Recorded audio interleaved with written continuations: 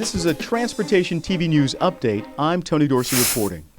In 10 years, an additional 1.8 million commercial trucks will be on America's highways. In 20 years, for every 2 big rigs out there today, another one will be added.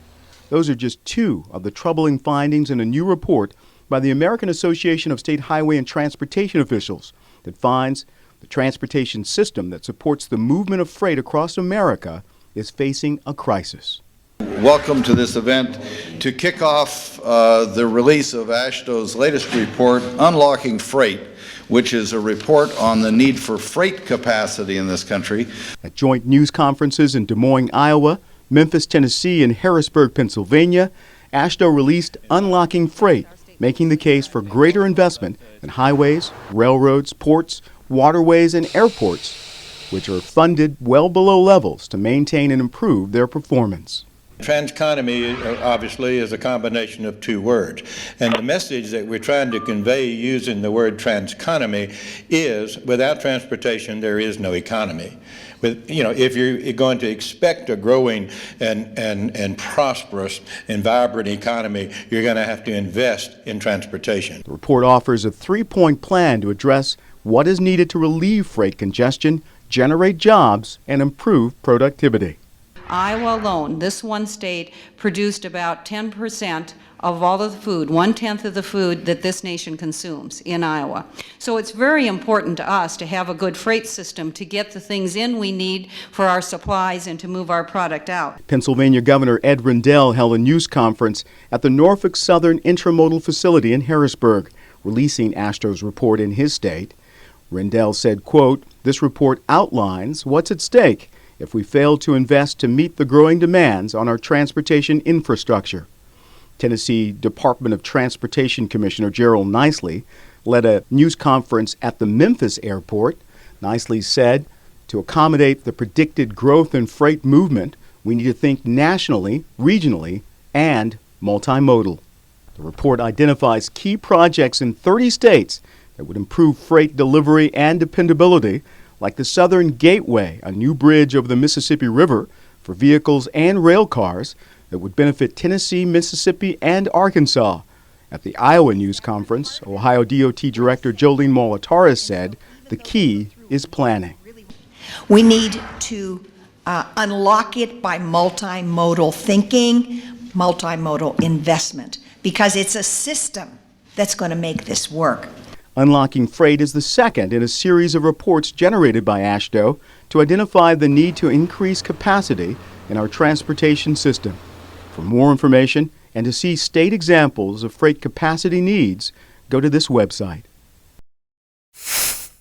In other news from the Mississippi Valley Conference, 6 highway projects from Minnesota, Missouri, Kansas, and Iowa, which are benefiting drivers by reducing congestion, improving safety and productivity, were named as winners in the America's Transportation Awards competition. 10 transportation projects from 6 Mid-America states were judged in 4 categories: Best Recovery Act project, and projects delivered either on time, under budget, or with innovative management. The Minnesota Department of Transportation received 2 awards, one for the U.S. 169 St. Peter project, which took home a prize in the Best Recovery Act small project category, and another for the designation Target Field Ballpark project, which won in the Innovative Management Medium project category. It represents all the accomplishments of our partners, and that's what we're really excited about. This isn't all about MnDOT, the awards we received. It's about all the people that made this a reality in both of the projects we won these awards for, so it's very exciting. The Missouri Department of Transportation also received 2 awards, one for the Diverging Diamond Springfield Interchange project, which took home a prize in the Innovative Management Small Project category, and another for the I-64 St. Louis project, which won in the Under Budget Large Project category. Well, the specific awards we won, I think, just recognize that we continue to have a great team of folks working on this in Missouri with our partners and our folks, and that they're finding new ways to deliver great value to the citizens of Missouri. And that's really what these 2 awards represent, because they're about us saving money, building work on time, and helping folks get where they want to. The Kansas Department of Transportation's Wichita Central Corridor project won in the On-Time Medium Project category. The 24th Street Council Bluffs project from the Iowa Department of Transportation won in the On-Time Small Project category. The 6 winning projects are now in the running for the America's Transportation Awards Grand Prize and the People's Choice Award, which will be presented this fall at the AASHTO annual meeting in Biloxi, Mississippi, October 31st, 2010. The contest is sponsored by AASHTO, AAA, and the U.S. Chamber of Commerce. Find out more at americastransportationaward.org. In other news, idling buses and trucks waste 800 million gallons of fuel every year in the U.S. Trucks alone create more than 36 million tons of pollution every year. Engine idling does pollute the air, and that affects the health of citizens and the environment. Turning off the engine is certainly the easiest and the most efficient step that bus and truck drivers can take to improve the region's air quality. The District of Columbia Department of Transportation joined forces with the Metropolitan Washington Council of Governments and the Departments of Environment in both D.C. and Maryland to launch the Don't Idle campaign. Officials say the effort will be a combination of increased enforcement and driver awareness. It's a part of our overall mission here at DDOT to make sure that we provide livable communities.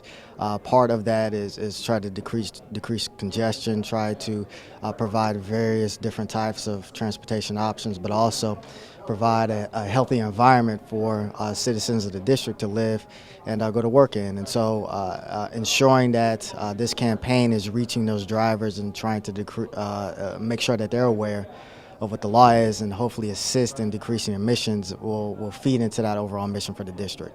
The campaign kickoff also included key stakeholders like the American Trucking Associations, the National Association of Truck Stop Operators, and the American Bus Association.